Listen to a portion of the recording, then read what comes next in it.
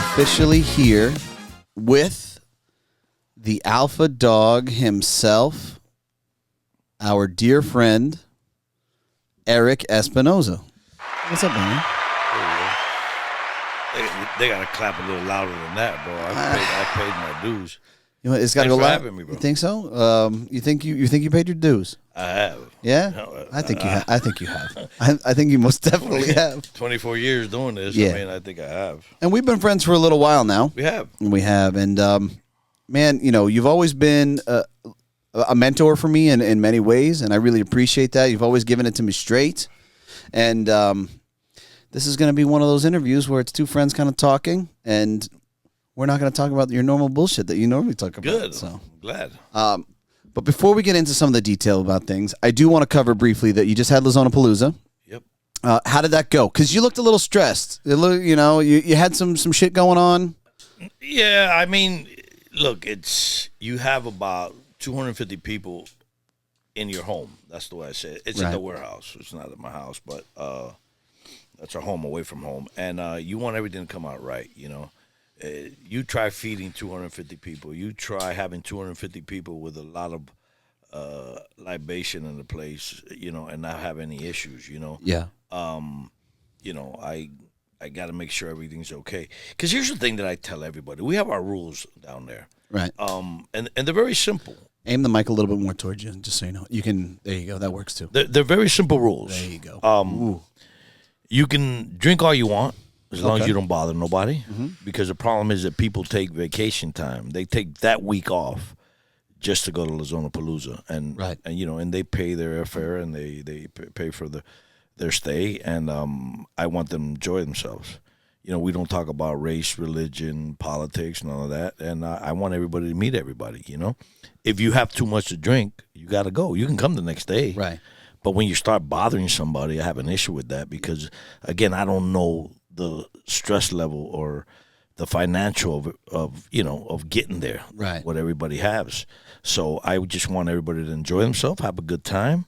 And listen, were there any issues? Minor bullshit. Yeah. Like always, but for the most, it was incredible. We had Guy Fieri there, you know, did some Q&As. And then we had a little surprise. We had the lead singer of Godsmack there, Sully. Sully was there, yeah. You know, it's funny. I've never heard a song. I'm not into understand heavy metal. I'm not into heavy metal. How have you not heard this? Dude, because when I grew up, I was big into Rush. I like, as far as heavy metal that I would ever go was probably Led Zeppelin. I was a big fan of Leonard Skinner. It's still like 70s, 80s. You know. You never kept up with music? I mean, what happened? No, dude, no. The 8 tracks came out.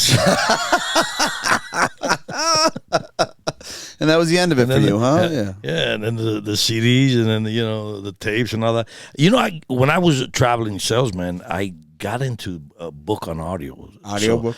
That doesn't surprise me with you. By the way. You know, I read a lot of book. I read probably all of Dan Brown's book, Da Vinci Code. Gotcha. And all those, and then John Grisham was a good one if I remember. So I would buy them and just listen to them. Now I just listen to a lot of sports radio. Gotcha. So all fiction books, no personal development things, none of that stuff, huh? No, because Tony Robbins kit back in the day. I don't need anybody to motivate me. Yeah, I really don't. I like everyone's different. You know, everyone has a different style and how they sell, and I really don't need. I wake up in the morning and when I'm home, I go to the gym and I have a power shake when I'm done, and I'm ready to go. I'm ready to roll. You're ready to go. I'm made different, I guess. I don't know. Yeah, I think that you are. I don't need nothing or anybody to motivate me. You know, if you find me somebody who likes to lose, I'll show you a loser. Right. I don't like to lose in anything. I know. You and I got to talk about that. Speaking of that, we can talk about. I was going to lead into that. I was going to lead into that if you want. So. You know, I really don't. I don't. You know, listen. I'm all for everybody being successful. Right. Yeah. But I really don't. You know, and I do listen to people. But here's the difference. You can be successful at what you do, but they don't know shit about the cigar world. Right. You know. It's no different than I told Guy. I told him no. Right. You know, since we're on that subject, and he asked me why not, because it's called knuckle sandwich or Guy Fieri, doesn't mean it's going to sell. Right. Unless you do something about it. And he has. So, Yeah. And I don't care what, I don't want any outside advice on telling me how to run my business. Now, sure, I can get advice on financial and, and advertising and all that, yes. But as far as selling cigars, no, of course. Well, I mean, that's what you do. You've done it for 100 years. But there is definitely some part of an alliance there with you and Guy as far as looking to develop and grow a vision, right? So, he knows that he aligned with you because you're good at what you do, right? You're good at sales, you're good at marketing, you're good at creating cigars, all of those things, right?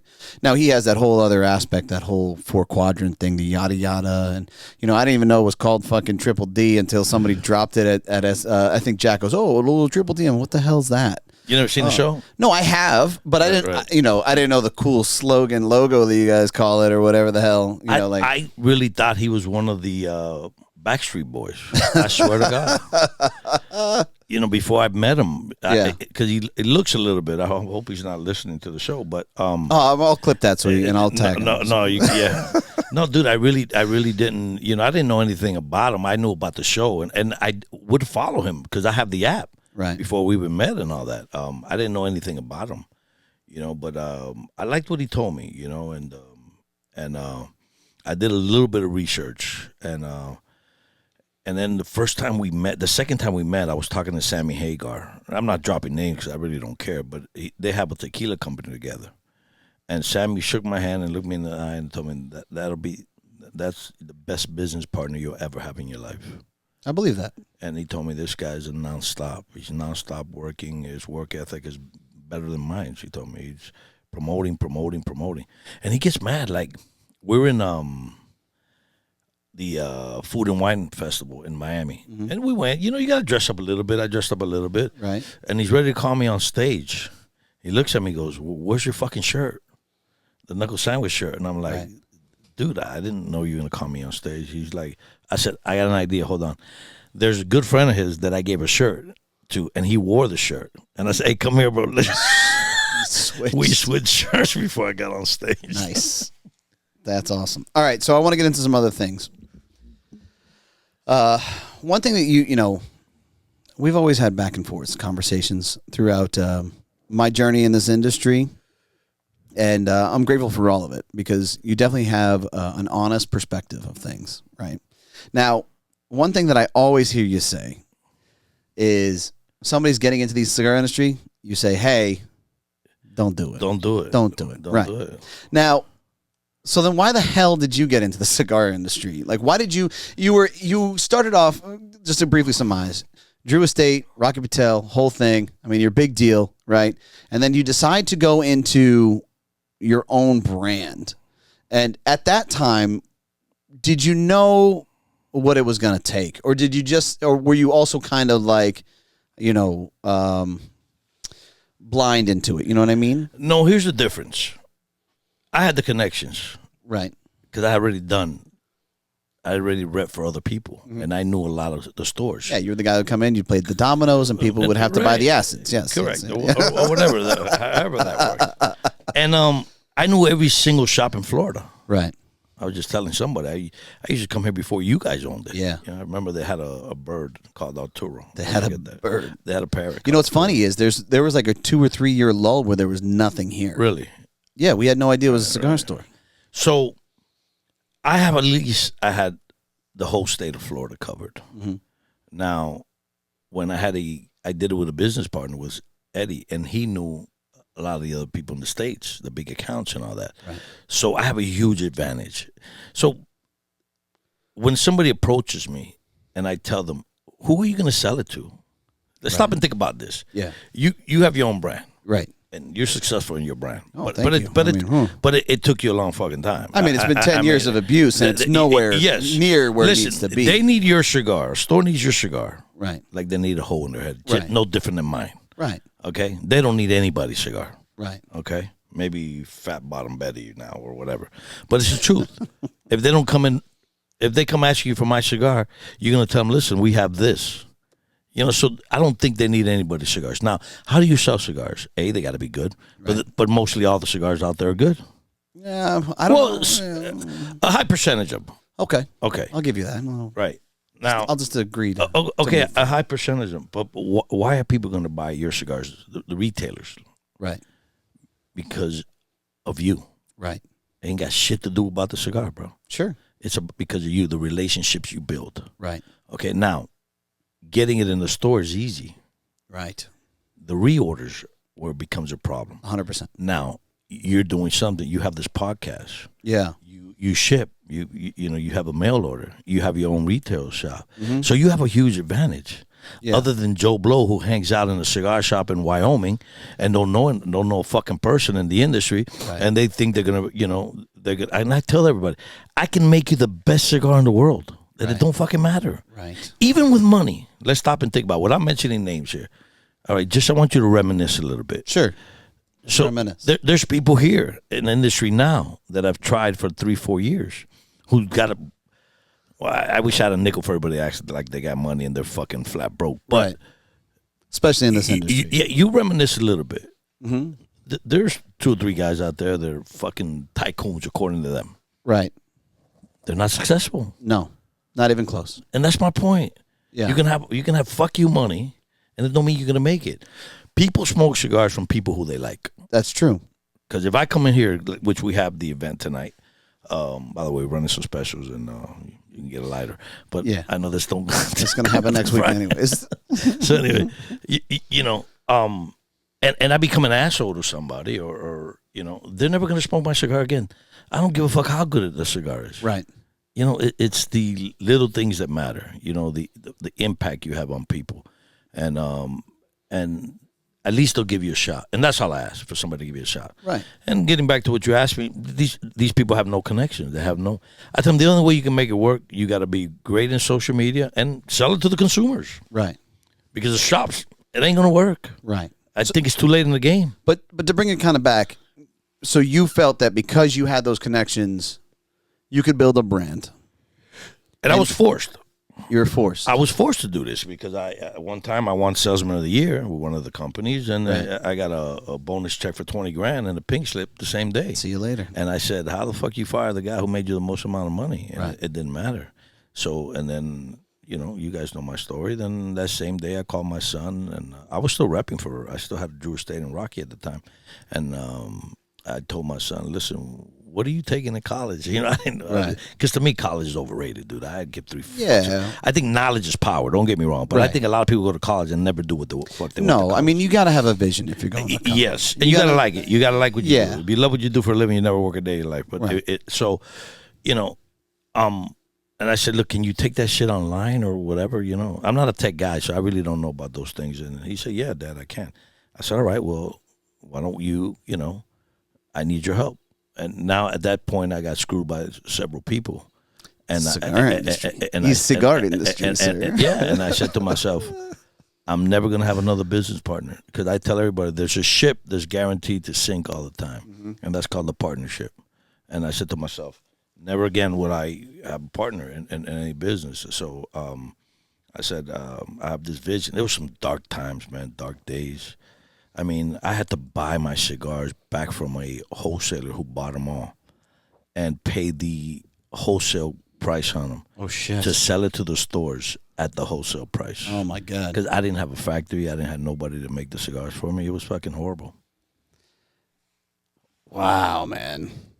That is absolutely incredible. Oh, yeah, dude. It was, and I had to pay for the shipping from where they were at. Without mentioning names, to get it here, then I was losing my ass. I think the first time that we met, I had popped into like a smoke-in or some shit. Right. And you were doing, La Bamba had just launched. Right. It was brand new. Right.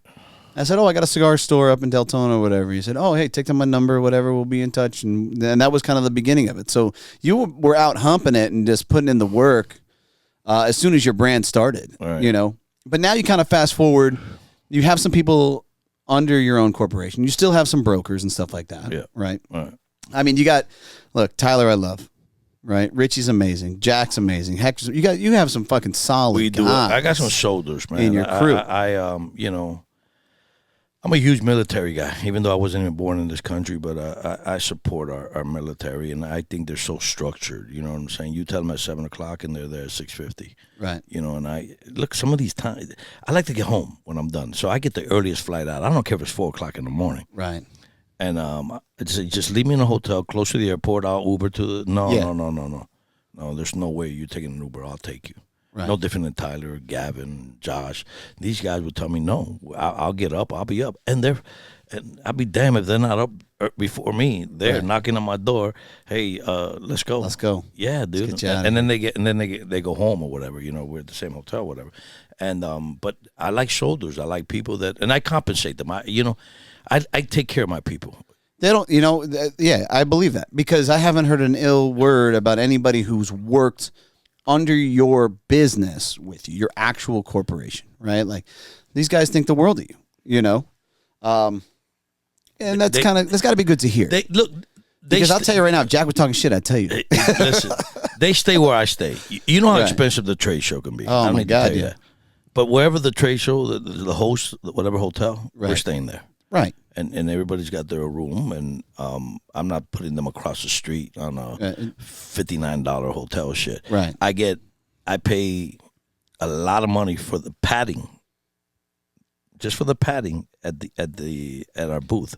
Right. You're on your feet the whole time there, dude, man. and you have to be comfortable, and I take care of them, and we don't need garbage at Espinosa Cigars. I don't go to McDonald's, Burger King, or none of that bullshit, because you pay for it later in life. So if we're going to go out to eat, we're going to go out to eat. And they deserve it, man. If you got people that are with you, I don't mind spending the money on my guys. I really don't, I remember, I'm a big fan of Dana White. Not the UFC as much as I am a fan of his. Just some of the things that he says, dude. Right. And I remember during COVID, he said that, I ain't firing nobody during COVID. Call me, whatever you need. This is what you got to do. And he found that out because he had it, and Joe Rogan, I think, gave him these concoction, told him what he had to do or whatever. And I remember my CFO telling me, "Listen, bro, I don't think we got to let some people go." I told him, non-negotiable. Right. Non-negotiable. If we don't have the money, I'll sell my house. Or my we go broke first. I'd go broke before 100%. Before I'd let go of people in tough times, and they know that. So, a lot of my guys don't want to go nowhere. You know what I'm saying? Right. I always tell them the grass is not greener on the other side. Why would you want to go somewhere where you got a GPS up your ass? Right. I don't think they're looking, buddy. I don't think they're looking. There's too many. There's too much entertainment alone going on at Espinosa Cigars to go anywhere else. I do want to talk about one other thing, as far kind of that comes out of La Zona Palooza. It's one thing that I've always noticed is your dad is always there. Yeah. Your dad is always with you, 100% of the time. I mean, that's my ride or die, bro. Yeah. So, like, what how is that relationship kind of formulated? Was he a hero to you growing up? Like, what was he to you? And where is your relationship now currently? Right. Being Hispanic, we think differently than a lot of Americans because I hear horror stories. I hear and there's nothing wrong with that. Everybody raises their kids however they want. But most Americans, when their kids turn 18, they're out. Gotta go. They gotta go, not us. We don't want them to leave. Right. What I'm saying? We want our kids to stay with us. We want them to get married and all that, but, you don't gotta leave. You understand? Now, if you're a bum and you don't have a job and you don't this. Right. You're playing video games and smoking weed all fucking day. Right. Then it's a different story. Right. But I don't know. I've never asked my dad this, but my dad would do things for us to hate cigars. I'll give you an example. Because one of the things I hated the most in life were cigars. No shit. Man, my dad being Cuban, I laugh at people when they tell me, "Hey, come over to my house. I have this man cave to smoke cigars." Dude, the whole house was a fucking man cave. My dad was smoking the toilet. My dad could be taking a dump and smoking a cigar. I swear on my life, I turned in a car one time. I went with my dad to change cars. The whole gauges, you couldn't see it. It was all smoke. I swear on my life. The guy gets in. You know how they do that test run? And the guy goes, "Dude, I didn't even know how fast I was going. I can't fucking see it." And it was brown. I mean, brown. And he would chew the cigar. And whenever I must be 8, 9 years old, he'll come by us and go like this with a cigar. And you're like, you're spitting it. And you'll never see my dad without a cigar, and it looks like a paintbrush. Now, I know you might not believe me, but my dad eats cigars. Right. Being Cuban, my dad's been smoking cigars since I think he's 12. In Cuba, that's all you did. Right. You work in the farm and you would chew tobacco and smoke cigars. And then, one day I just, look at me now, but the relationship was, especially now, he goes to the warehouse, he's a little older, he's 89 years old, God bless him. And, we've always been a tight family. I've never in my life ever my dad and I've ever gotten into an argument.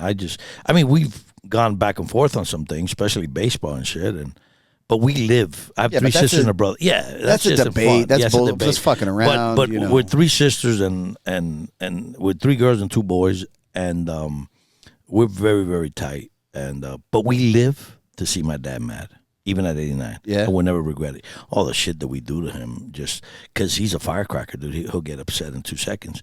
Like, people are making a line to go see Guy Fieri, and then he's got his little cart there driving around, and he's in the fucking way. I said, Dad, you got to move. This place is mine. I ain't got to fucking go nowhere. Like that. Bro, you're blocking everybody. They can wait. Let me get my picture first. All right. I said, Guy, let's go get his picture. Oh, he wanted a picture? Yeah, he got a fucking picture. He don't even know who the fuck Guy is. He has no fucking idea. He's never watched Diners Drive. He speaks very little. He understands, especially the cuss words and all that, the Spanish. But I remember one time, I got to tell you this funny story. So we used to have a pig farm. Okay. And it's ironic, dude. Our pig farm was next to Oliva. Okay. Oliva had a pig farm too. And since they made my very first cigar, I'm going back years ago. And when I get to the house, I show him the cigar, and he goes, "Who's making this for you?" Now, my dad don't know no shit about cigars. He knows the short filler shit they used to sell before I got in the business. They were selling the grocery stores and cafeterias. So he tells me that, and he goes, "Oh, Oliva? Who, Gilberto?" I'm like, "Dad, how the fuck you know this?" He goes, "Well, we had the pig farm together." Well, anyway, so we used to go pick up, like, small world, in the summertime, like bread and milk, to feed the pigs. Right. And my dad has these big arms and shit, and he didn't speak a lot of English, so he's getting into this argument with this guy, and my dad's ready to kill this guy, and he tells the guy, "Fucking my mother." and the guy goes, "Bring it to me." He's trying to say motherfucker, right? But he's saying "fucking my mother." I don't know what to do, but I'm like 8, 9, 10 years old. And then he gets in the car all pissed off. Some guy separated them and all this shit, and he goes, "What was the guy telling me?" I said, "Dad, you tell him to fuck your mother." He looks at me, "I fucked that one up." But that was our story, dude, growing up. But we're very, very, very tight. So he's always kind of been a hero to you, then, I would assume. Oh, absolutely, dude. He's very, very. I'm a spitting image of him, dude. He's straightforward. He don't give a fuck. He don't sugarcoat a fucking thing. He tells people what he's got to tell them, and he don't give a shit who's around him. He doesn't care, But right. He doesn't disrespect nobody. He tells people, if you're wrong, you're wrong. And I'm a spitting image, and he's my hero. Of course, he's my hero. He's, a lot of things I learned, and I didn't learn a lot from him because he was always working to provide. Gotcha. And everything I had to learn, and I never held it against him because I know what we did. It's not like he was screwing around. Right. But we always, remember, we're 5. If you bought one bike, you had to buy 5 bikes. Right. You know what I'm saying? And growing up, we lived, when we came from Cuba, we were in the hood, dude. I mean, it was, we were in the hood. I remember one time, I think I was 3 years old, and I still remember this. I swear to my life. I don't remember how old I was, 3, 4, 5 years old. And we remember those piñatas? Mm-hmm. So I pulled a piñata. And, bro, people came out of the woodworks. I mean, they came out of the woodwork. I didn't get one fucking candy. I mean, it was in the back of these projects, and everybody just came out of the woodworks. I didn't even get one, and I'm crying and shit, What I'm saying? Right? There's no candy. That was us growing up. I'm sure a lot of people have their stories, We didn't have a lot of money or anything like that, And but he's definitely my hero, bro. He's a bad motherfucker, bro. 89 years old, and he's kicking, and he goes to a cigar, bro. He steals my cigar. He takes cargo pants. So my mom's a prankster. So my mom weighs him. There's a big scale there for the pallets. Right. So we weigh him when he gets in, and then we weigh him when he gets out to see how many cigars.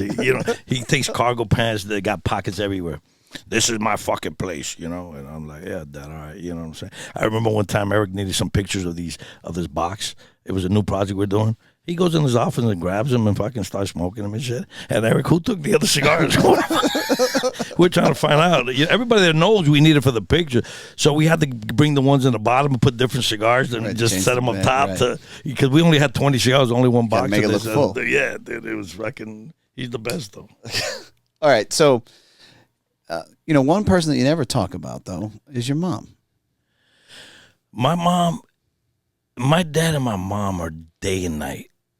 My mom goes to church almost every day. Yeah. My dad's don't gamble anymore. But my dad used to be a drinker, cigar smoker, and they meet in the middle. But my mom is my rock. Right. Yeah. That woman, I tell you, when that woman tells you something, bro, I don't question it. She tells me, she prays for me all the time. I got to talk to her every day. If I don't talk to her once a day, all hell breaks loose. No kidding. Yeah, the next day is you forgot you have a mother, yeah, and She hit you with a slipper?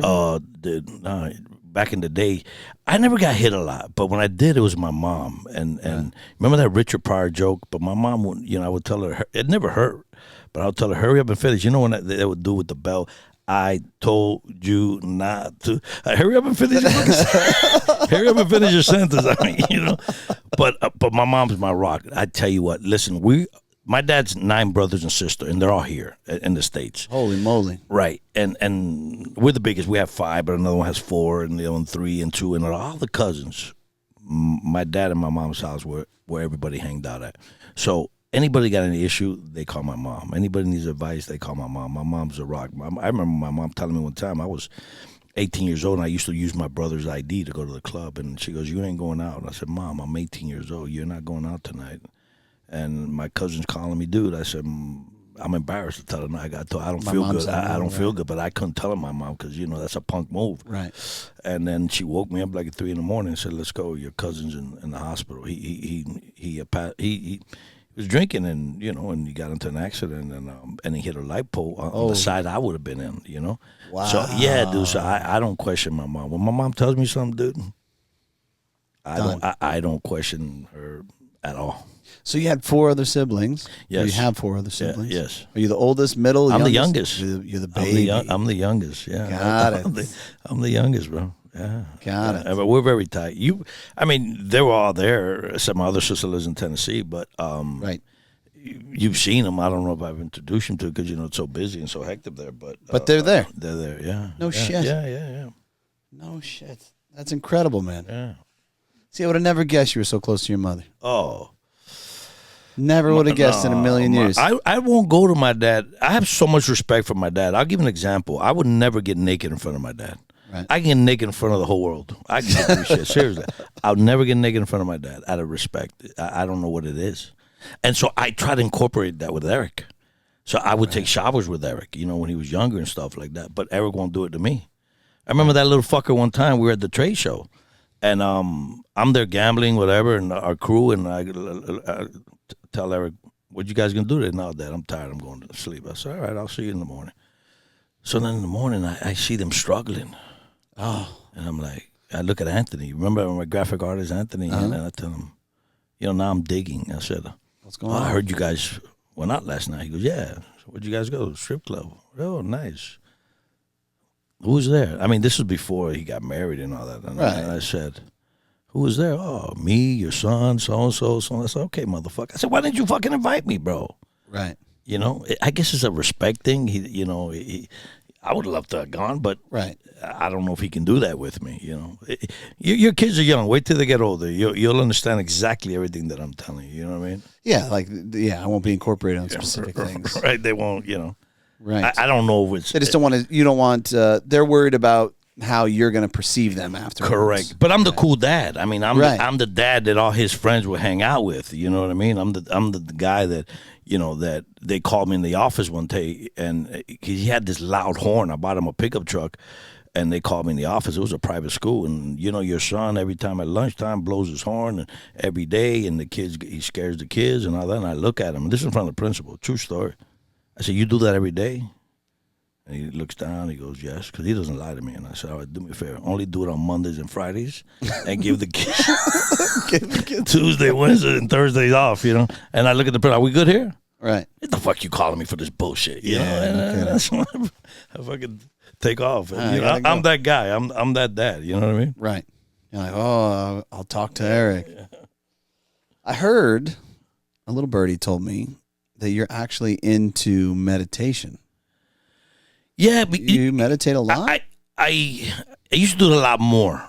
I just feel that everybody needs to relax the mind, especially mine. Mine's not that my mind races a lot. It's just so much information, a lot of useless information. But I struggled with anxiety, and my stepson suffered a lot from anxiety, and I really thought that was a pussy shit. I really thought. I thought that was for weak motherfuckers. You know. Boy, was I wrong, you know, because you think one way until it hits home, right? And until you experience it, and then during COVID, I got a real scare with. I've never taken a pill in my life. At 50 years old, I never took a pill in my life ever. You know, I would take vitamins, but never a pill. Right. You know, of course, the minor headaches or whatever, and then, you know, one day I was at the warehouse and I didn't know anything about blood pressure and this and none of that bullshit. And then I didn't feel good, and they called the rescue and all this shit. And anyway, I had high blood pressure, and they put me on these pills. And I just wasn't feeling right, you know. And then I went to the doctor, and then they did a stress test. Everything was fine with the heart, but when I did the stress test, you gotta run and all that shit. The doctor tells me, look, there's something not right. I need you to do a sonogram. Not a sonogram. What is that called when you go into the tunnel and they like put an MRI? Iodine? MRI, but with the iodine and all of like bullshit. a CT scan or something like that? Whatever it's called. Right. So the day I go there, you know, no big deal. I'm going to go do it. The lady looks at me and she says, we got to put nitro under your tongue. We're going to throw iodine, and we got to give you an IV. And I kind of freaked the fuck out. I'm like, what the fuck? Nitro? I know nitro is to build bombs. You know, what the fuck? And I kind of freaked out that day. And then she looks at me. She says, have you taken Viagra or Cialis within 24 hours? I said, yes, I took one last night. Bullshit. I just want it out. I just want it out. Right. And she said, well, I'm not going to be. We could still do it, but it won't read. I said, I'll come back. And I never went. And my doctor kept saying, you got to go, you got to go. So during that period that I didn't do it, I was kind of freaking out. So then, you know, I didn't know what anxiety was, dude. I really didn't, you know. Yeah. And then that's when I developed it. And then, you know, I started talking to people and shit like that. And then they said, you know, I remember Caldwell would have these little liquid that you put under your tongue. You know, it's like a CBD type shit, and that will calm you down. That shit works like crazy. So I would, you know, I would have hot flashes, dude. And I thought that was just for women. You know what I'm saying? And I experienced all this bullshit. And then I started meditating, dude, and all that shit went away, you know? No shit. Yeah, dude. I started meditating, relaxing the mind and all that shit. But my heart was great, because the next day after I did it, the doctor calls me and says, well, I got your results back. And I freaked the fuck out, dude. I was fucking shaking. And I've never gotten like that in my life. And she's calmed down. Everything is good. If not, I would have called you yesterday. You have 7% blockage on one artery, 8 on the other, and 9 on the other. And I tell her, well, what does that mean? She says, a doctor won't even look at you unless you have 50% on something. You're fine, you know, keep doing what you're doing and whatever. I need you to lose a little bit of weight, whatever, and all this shit, you know. So then, you know, and then I started doing the meditation. There's this thing called the Daily Calm.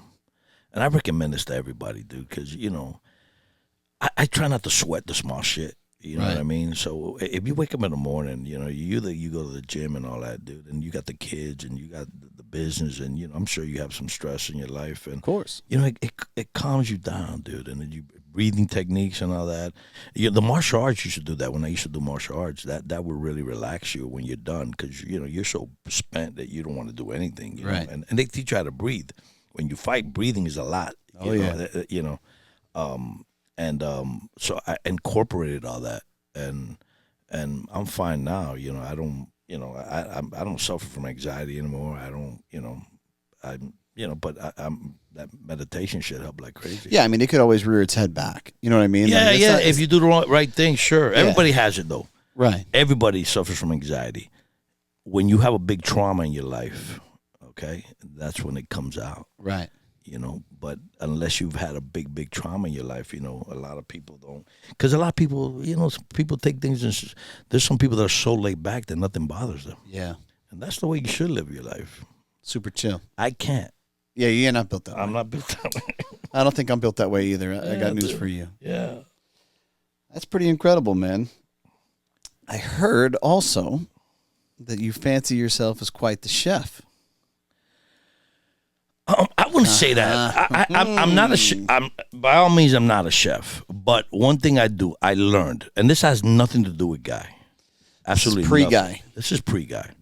With all my travels, whenever I go to a restaurant and they have something that's good, and whatever I ate, the best thing that I ate in a restaurant, which is, I say is above average, it was spectacular, I try to make it at home. So try and replicate it. What I do is I get the menu. I call them, hey, can I have that menu? So let me see, I might order something. I don't, but I just take a picture of, without them seeing me, I take a picture of the ingredients and shit, and then I try to go make it at home. Right. And I learned that a lot of people don't know these things. People go to McDonald's and Burger King, I feel, because they don't know any better. Right. Really. Once you try the pizza in New York, you don't want to eat pizza anywhere else. Right. Once you try the best, it's hard to go backwards. So I try to buy the best possible ingredients whenever I'm cooking. I don't cut corners when I cook. Am I a good chef? Hell no. Do I make good dishes? Absolutely. But what's your best dish? Penne alla vodka. Yeah? Yeah. That's your go-to? That's my go-to. How often do you make it? Depends on if I'm on a diet or not, you know. But yeah. I've made that dish in Philadelphia, California, Jersey. I've done it at home a bunch of times, but I make it really, really good. And it's just little things that people don't know. Tiny little intricacies. That's all it is. Right. And good ingredients. Right. I use these tomatoes that are called San Marzano tomatoes. They're some of the best tomatoes in the world. A lot of people don't know. And it comes in a can. It doesn't matter that it comes in a can. They're the best tomatoes. I rinse them off, take that canned flavor shit out of it, and I make my sauce or gravy or whatever, depending on what part of the country we're in, because some people call it sauce, some people call it gravy. Right. But it comes out of this world. The secret is when you're done with your sauce, because I put prosciutto, onions, all kind of shit in there. When you're done with your sauce, you got to get a frying pan. And then you put the penny, then you put your sauce, and then you grate the cheese, and then you put a little bit of parsley or whatever, but then you let it sit there, and you're like refrying it. So you're like sort of sauteing it, now it becomes thick. No kidding. Yeah, just by doing that little thing. Because some people do the pasta, the sauce, and they put it together, and here you go. No, it don't work that way. It's a process. It's a process. You got to do it right. Process, yeah. And I do a phenomenal white chocolate bread pudding. Really? How have we not had this? Palmer, how have we not had this? It sounds amazing. You don't have a kitchen here. Dude, you know what? I'm going to make this a thing. I'm going to make sure that whenever you come up again, whenever that is. We'll do it from your house or wherever. Give me a stove. All I need is an oven. I'll tell you what. I'll tell you the ingredients, how you do it. Okay. And I'll show you the process. Okay. And you pay me a little bit of royalties for well, you got to make the ashtray back. So I'll tell you how I did this. I went to a place. It was a restaurant. If I'm talking too much, bro, let me know. No, you're good. We go into this restaurant, and I ordered the dessert, and it was incredible. And I couldn't wait to go back to this place. The food was okay. From 1 to 10, it was a 6, 7, but the dessert was a 10. And I go back another day, and I tried to make it at home, but it wasn't. Couldn't do it. It couldn't do it. I went back again, and I ate one there, and I took one to go. And in the morning, I woke up, and I went to get a little slice of it, and it was hard. The white chocolate was hard. And I said, "Now I got you, motherfucker," because I used to do the white chocolate chips. Right. What they use as a brick. I said, "Now I got your ass." And then I started doing the brick, and now it tastes the same. It's fucking delicious, dude. And I put raspberry, blueberry on top, strawberries. You reverse engineered it. Yeah. That's how I got Look at you. That's how I got those motherfuckers. That's hilarious, man. I love that, dude. All right. Couple brief things to surmise, and then we'll wrap this up. Number one, you lost a fucking bet. Fair and square. Look. I don't think I did. Look, I just want you to know, I cherish the fact. Well, let's tell America what the bet was. I have no problem telling I cherish the fact that you continue to be upset about the fact that you lost the bet. Well, he lost. He doesn't like to lose. I paid I paid up. You did. Okay. You pay. I thought it was a gray area. And Espinosa always pays his debts. I get it. Okay. I thought it was a gray area. Yeah. Okay. I don't remember exactly some of the details of the bet, but right. and I'll tell America. I said, listen, if come election time, something big will happen. It'll be either COVID, either be something that. Mm-hmm. Because you go ahead and tell your side of the story. Okay. I like the smug look on Michael's face. You go ahead and tell your side of the story. You and I both know that all these politicians are full of shit. Of course. Okay, so they're going to do everything possible. Right.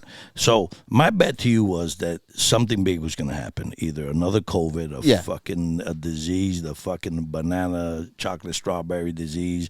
Some big shit was going to happen. Chocolate, strawberry disease. Right. All right. Banana, chocolate, strawberry. Whatever. Possibly banana. Whatever the fuck it is. Could be banana. Or strawberry. Yeah. And we got a date. Yeah. And the date came and you text me. But I think 2 or 3 weeks before that, the Democrats changed their candidate from Biden to Kamala. Right. Never in the history of the free world have we. And I think that's huge. That's fucking big, dude. Yeah, I will agree with you. That's big. You just nominate somebody 100%. Right. That's huge. And that's why the bet is still a gray area, because that's big. Okay. Now, if I didn't use the word something big would happen, and then I shut the fuck up and I lost. Right. Okay. Now, if I just said banana, cherry, strawberry fucking disease or COVID, another time of COVID. Yeah. And then you won fair and square. Okay. But if I use the word big, then I think it's a little fucking gray area. Right. So let's back this up for you. All right. Now, here's what I love about you. I love you to death. All right. When you get on your tangents, okay, you're elevated, right? A little bit. And you're going. All right. Right? And you say verbatim, okay, I will bet that they are going to shut down the entire country again for COVID. And I said, I'll take that bet. And you said, all right, well, you had said specifically it would be like June.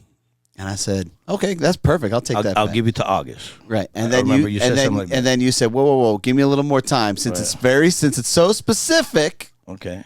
I'm going to need some more time. And I said, no problem. I'll give you more time. Did you pick the date? When do you want to pick the date? So at that moment, I wrote it down in my calendar. Okay. And I showed it to you. You did? I said, here it is. You did? Here is the bet verbatim. And here's the date in which the bet expires. Yes. You sent me the date that it expired. Yes. And the date. Yes, you did. Specifically what it was. I would have to go through my text. I don't think specifically. I'm not a betting. Listen, I lost. I paid my debt. I love this. I love. I paid my debt. Of course, you did.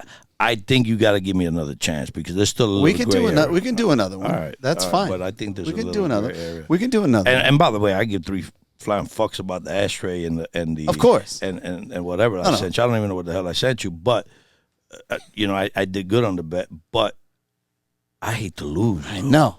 I love that. You're probably the only guy in the country that's ever beat me in a bet. I was gonna. Abe has those dollar bills and all the beating bullshit. Me to it. I was gonna have you say I lost to $1 to Abe, but someone else is already doing that. I have 2 of them from him. Yeah. Yeah. You have $2 from Abe. I have a $5 bill and I had a 10, but I was broke in Vegas. I think I put it in a slot machine. Slid it in something. We could have Eric sign the ashtray. But I had 2 somewhere. I think I have them in the office, but I have 2 from Abe. Yeah, I don't bet unless I'm like $1. But listen, I lost. I caught you. I would tell America right here, all your listeners, I lost. Oof. I lost. You can't win them all. I lost. You can't win them all. It's just not. I lost because the details is my fault. I wasn't specific, and I blame myself. I don't blame you. Well, you were specific. That was why I took the bet. Something big did happen, though. That's not what you said at the time. First time in history. It's not what you said at the time. You know. Of course. George Washington didn't do that. Abe Lincoln didn't do that.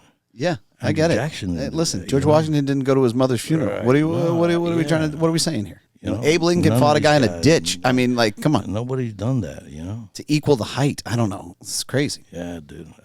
Okay, a little bit of business talk, then we're going to move on. All right. We're going to go upstairs. We're going to have a good time. We're going to sell some Erik Espinosa cigars. There we go. It's going to be fantastic. Okay, so COVID hits, and then shortly thereafter, you partner with Guy, right? Yeah. Actually, it was the Friday before the shutdown. Really? Yes. Abe's event was that Saturday. Okay. I meet him on Friday.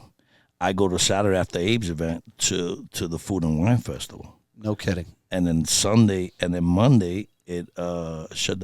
I remember going to the TPE in January, Okay. and you had people wearing masks, and I've never seen that. Yeah, it's crazy. I didn't know what the fuck that was about. And I'm always a prankster. I would see the Asian girl had a mask on, and I'm thinking the smoke's bother her. Right. And I look at her and I say, "You have a lighter? I can borrow," just to fuck with her because she had the mask on and shit. And Right. Of course, no English, whatever. But You stay away from me. I didn't know what that was about. Right. I never experienced that. And then that Monday, Tuesday, Wednesday is when Yeah. you had the shit hit the fan. I think we were coming back from Philadelphia and we started to see people wearing masks and stuff, right, Palmer? I believe that's what it was. Yeah. But anyways, okay, so tabling the 2020 year and looking at 2021, 22, or 23 and 24, right? So 4 years. I think that you have scaled a lot. You've been very successful in a lot of things, or as far as your company's concerned. Right. This is me just spitballing here, but I think that that's accurate. Are you where you want to be? No, not even close. Not even close. No, not even close, bro. No. But I have the same issue that every other boutique brand has. How do you get to the regular guy who don't know shit about cigars? Sure. Can you sell more to guys who don't know shit about cigars? I compete with the Malilos of the world, the Sakas of the world, your Skips of the world, yourself, and all that, and we have basically the same fan base. Sure, we share a lot of consumers. We share a lot of consumers, of course.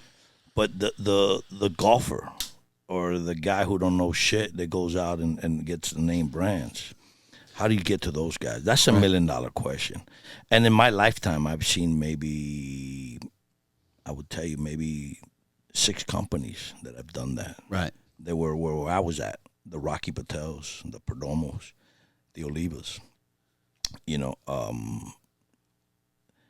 That's the $1 million question. How do you do that? Yes, has Guy helped? Absolutely. Of course. I've had a lot of celebrities that I've sent boxes of cigars through Guy, the Al Pacinos, but Al Pacino, I don't know if he's ever smoked a cigar or right, not, but, if I send him a box and he don't snap a picture with it, I would love for him to snap a picture. I'll post the fuck out of it. But, that's the $1 million question, bro. How do you get, just like you ship product, how do you get to the guys who who smoke the Monte Cristos and the Romeos and and stuff like that, that's they're name brands, they're very powerful, but I want a piece of that. Right. I just don't know how to do it. So that's your vision. You want to cut into that piece of the pie. Well, sure, but whoever doesn't tell you that they want to do that, it's insane. And I know that some people do their business differently and they're content of where they're at. I'm not going anywhere. I don't want to sell this company. I want to leave it for my son. Right. But I need to leave it, flush. You know what I'm saying? I'm not complaining. Don't get me wrong. That's not what the question was. Right. But here, I'll tell you, your listeners this. It probably cigars you don't smoke, or Mike, or a lot of your consumers. Connecticut. Right. That's the number one selling wrapper in the world. Sure. Connecticut. At least in this country. Yeah. But we don't smoke it. I mean, you might smoke 1 or 2, I smoke 2 of them a day. Do you? I do. I don't. Because I made a badass one. Okay. All right, cool. Now, you made some. I made some to sell. A couple good ones. But it's not. But Chicago? Yes. But here's the thing. A lot of people don't talk about that. Right. When it's got to be medium to full. You know, when's the last time you heard, oh, I smoked this great, Connecticut cigar? You don't hear that. You do hear it, but not as much as you do the other ones. Right. But you sell more Connecticut's than anything.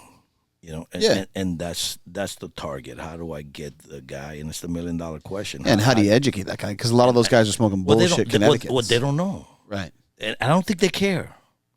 No. I don't think they care. How They're do you in the make golf them, course and how do you all make that. them care? And that's why Drew Estates is so important to our industry, man, because it's a gateway cigar. Sure. You know, when I used to rep them, and they start smoking the ash and the fat bottom Betty, and then they move up, but how do you get them to smoke? Like, listen, I do fantastic with crema, and the knuckle sandwich Connecticut, but I can't get it to the everyday Joe Schmo, Right. How do I get those guys or women? It's tough. Yeah. That's the $1 million question. So is that what you're planning on working on in the coming years? Absolutely. That's something that I'm targeting.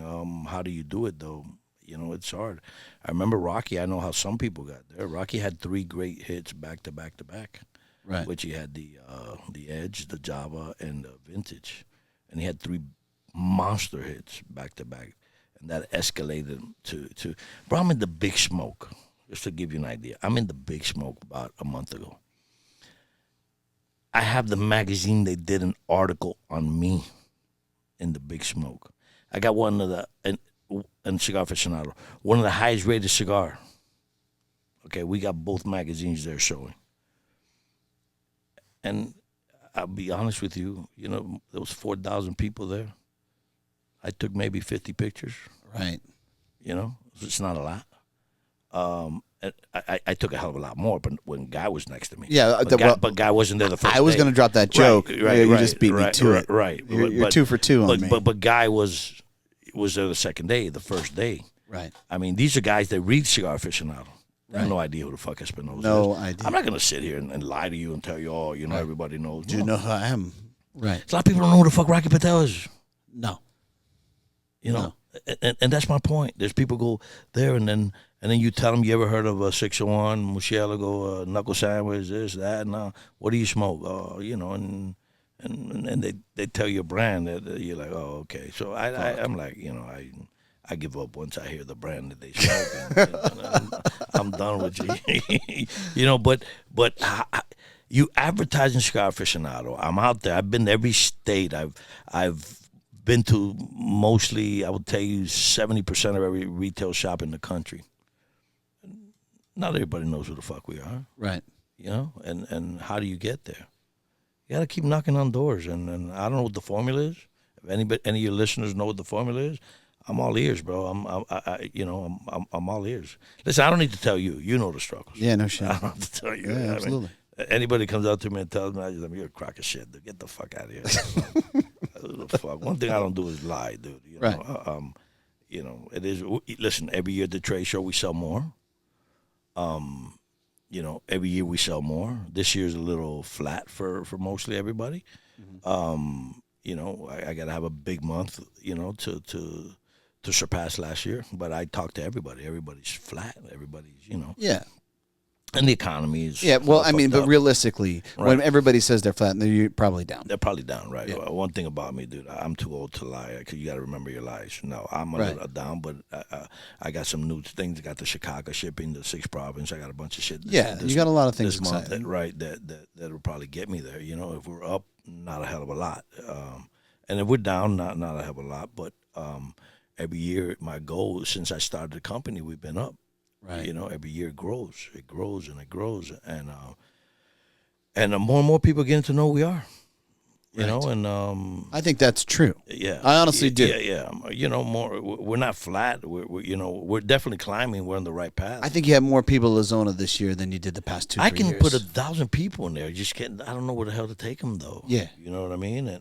And I don't mind doing that, but it's so intimate. It's so we don't have a big space, so right. That's the reason. So, who do I invite? The people that post our cigars the most and buy our cigar the most. Yeah, it just felt like to me that there was more there. I'm going to tell you right now. Yeah, it could have been. I don't know those numbers. My son handles all that, but because I want to go hide in the back. I was like, let's go hide the. Let's go hide. Let's You go hide in the back. you were probably in Hector's office all the time. I stopped to see Hector, yeah, and then then the conference room was pretty cool with Jack and Tyler to hang out with them. I saw For the a Mike little bit. Tyson fight there. What a fucking waste. I can't get those 2 hours back in my life. Well, It was so Okay. script, though. Not to Yeah. change conversation, but that was script. well, we can end it on that. So, at the end of the day, you got a guy that's really good at marketing, Yes. and then you have another guy who's not going to say no to $20 million fucking dollars. Yeah. You know what I mean? I mean, imagine, right? Like, hey, you got to show up. You're going to get paid 20 mil. Legacy intact. We're going to protect you. We're going to protect, and I'm going to tell you right now, I think that it took a minute for Mike to slow down. Like when he started off the gate, Yes. he was like, Yes. like he wanted, No. Did you see him train? yeah, That of is- course. It's nothing that what he did. No, there is a guy like that, a legend like that. I know you don't believe me, but I look you straight in your eyes, and I swear on my life, I wouldn't do it. What, the 20 million? No. I actually do believe you. There's no fucking way I'm going to sell my soul for any amount of money. Well, you think that he sold the soul? I don't think he's. Fuck yeah. I don't think. Well, he's sold old. the soul. People gave him a pass because he's old. Yeah. And probably people gave him a pass, but he looked like an ass. When he's told his brother, "I'll fight you," Right. And that's where I know something because his showing he wasn't even there. Yeah, okay, and when he told his brother, "I'll fight," and his brother said, "I'll kill you," you know what I'm saying? I know it was script. 1,000,000% had to be script because there's no way in the world a guy because he's a monster. Now he was biting his gloves, and I don't care what nobody said. Would he do it when he fight? Very little.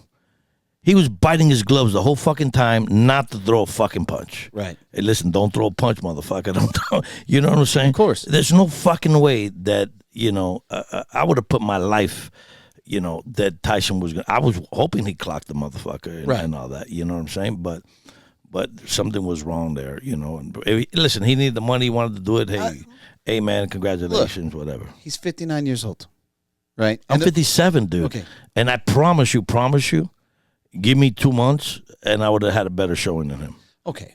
But at the end of the day, right? He's 59 years old. Right. He's not got nothing to prove.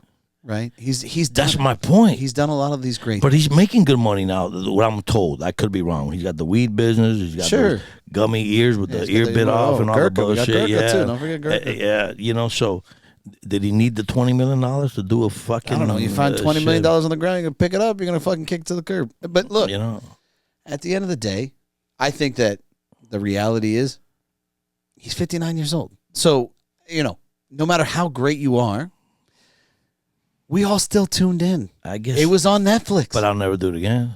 Well, I wouldn't have bought it, but it was on No. Netflix. I did the buffering, and I got fucking frustrated the whole time. Dude, we were at our warehouse, and I thought it was me. I was so embarrassed. Every 5 minutes, but then I realized it was the whole country. Right. They got. I think they're being sued. Are they? That's a So I bigger was told, thing. yeah. Like, Netflix not having the capacity to handle that was definitely the biggest egg on the face for the entirety of the whole thing. And they had some good look, they even put some good fights before it. Are you a boxing fan? No, but I was watching those fights and I'm like, damn, this is really good. I'm a competitive fan. Like I like I like UFC. The cigar is very good, by the way. Thank you. Thank you. Sandre. Yep. Postanic? Postania. Postania. Yeah, that one won't come And out. why Postania? What does that mean? Because it means uprising. Uprising. Yeah. Okay. So Yeah. why is the arrow pointing down? Well, because it's actually Polish revolutionaries were P with an anchor. Okay. So we just kind of modified it. How many letters are in your last name? 15. How many are in Schwarzenegger? It's the real question. How many of those? 14. 14. One better than you Schwarzenegger. up them one? That's it.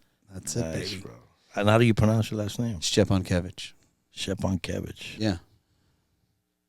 Good stuff, right? Yeah, that's not coming out Brilliant. till the show. But, Oh, really? I'm sorry. I didn't mean to tell the whole world. no, you're good. I don't care. But I wanted you to have something special. This is a special occasion. I so, love this size, bro. Yeah. Cigar's really good, bro. Congratulations. Thanks, man. I'm working with good people.